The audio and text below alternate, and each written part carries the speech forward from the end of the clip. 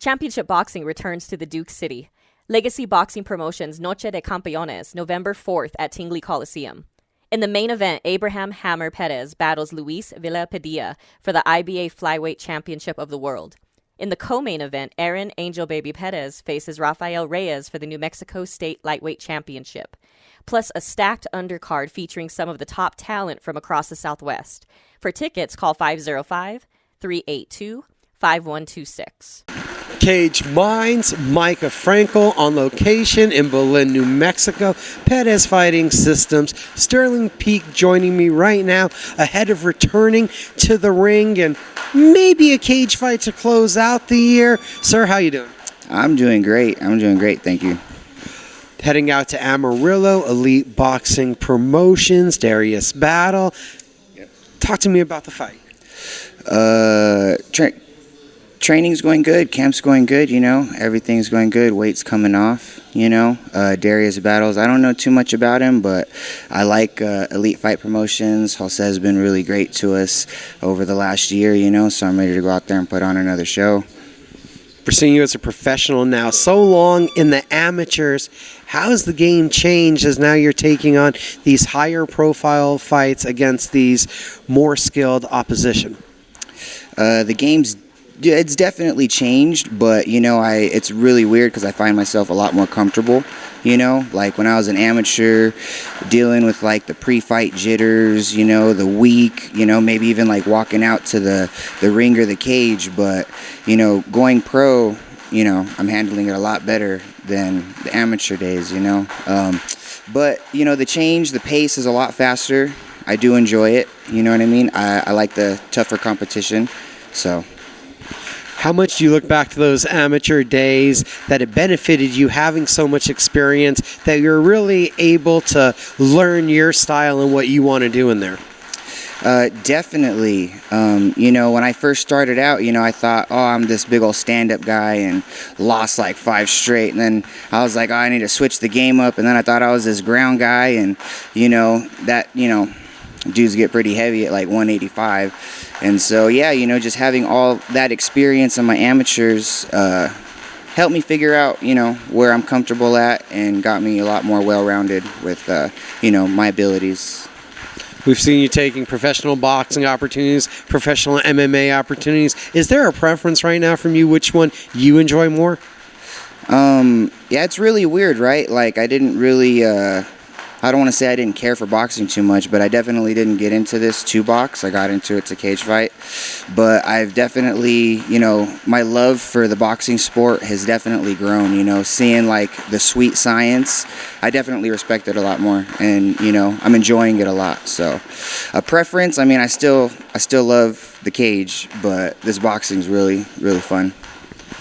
How much do you still feel that your MMA style and striking applies to what you do in boxing? We see you're someone that likes to have it in the pocket, close quarters. You're fine with being against the ropes either way. Yes, that right there, I'm definitely, like a close range, in the pocket fighter. Clinching, you're not allowed to grab their neck and hold them right there, but I think with boxing, they like their space. They like to be a little bit further apart, and me transitioning from MMA, bringing that to my boxing, I'm comfortable being right there, and so I'll take a couple to give a couple. Do we call you a brawler? Do you feel like that's an appropriate term for the kind of style you bring? In the amateur days, I was totally cool with it. I totally seen it like that, but my last couple pro fights, I've definitely shaped up. The boxing's definitely a lot cleaner, so I don't consider myself a brawler anymore, but I definitely like to push the pace. All right, so for boxing terms, I guess we'll call you more of a puncher. That's what we'd call you. You're in there to be a puncher? Yes, sir. Yes, sir. What do you think about Darius getting this opposition, going out there, having the opportunity to expand outside of New Mexico like they've given you this platform to do so? I think Darius better be ready. I'm not sure what what he thinks he's getting. He's getting a whole lot of experience with me. But I really enjoy Texas. I really enjoy the promotion. I enjoy all the opportunities that they've given me. So, like I said, I'm ready to go out there and put on a show. how much is the balance that you find between your MMA training and your boxing training? We know that this boxing bout is agreed to and signed, but there's already talk of closing out the year with getting back in the cage. So how do you balance out that training between both sports?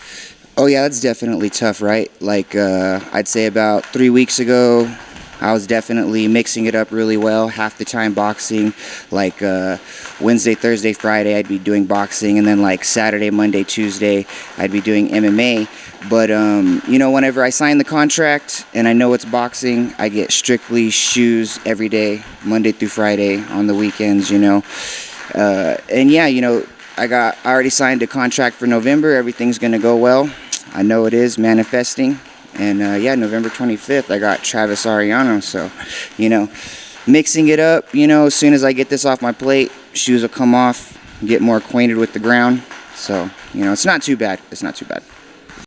You have a busy schedule, everything going on, not to mention being here involved in the gym. And when we know Derek Campy, you're there cornering guys, the younger guys that are coming up. Oh yeah, man, huge. I really I relish, you know, the spot that I hold in the gym. I do, you know, love being, you know, one of the top building pieces in here. I love going with Coach Derek to all these other gyms and, you know, getting the call, hey, we got to be here at this time, you know, are you off of work? And, you know, I love being the guy that Coach has to call to help come corner the guys. You know, I'm in here every day.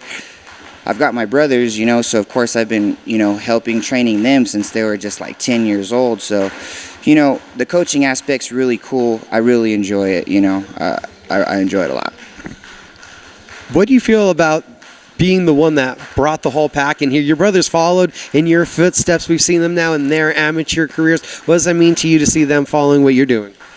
Oh man, that means a whole lot to me, man. It's really crazy to see how far they've come, right? Like, they're just little guys coming into the gym following me, you know? Like, I really wasn't sure what I was going to be doing with any of this. And, you know, they started real young, like 10 and 15, and now they're like 19, 24. It's freaking insane. And, you know, they're getting better every day. You know, their experience is way different than mine. Like when I was at that age, they're just so advanced, you know. Me seeing that, I take a lot of pride in it. I do. A busy end to close out 2023 for Sterling Peak. Sir, thank you for the time. Definitely. I appreciate it. Thank you, Michael.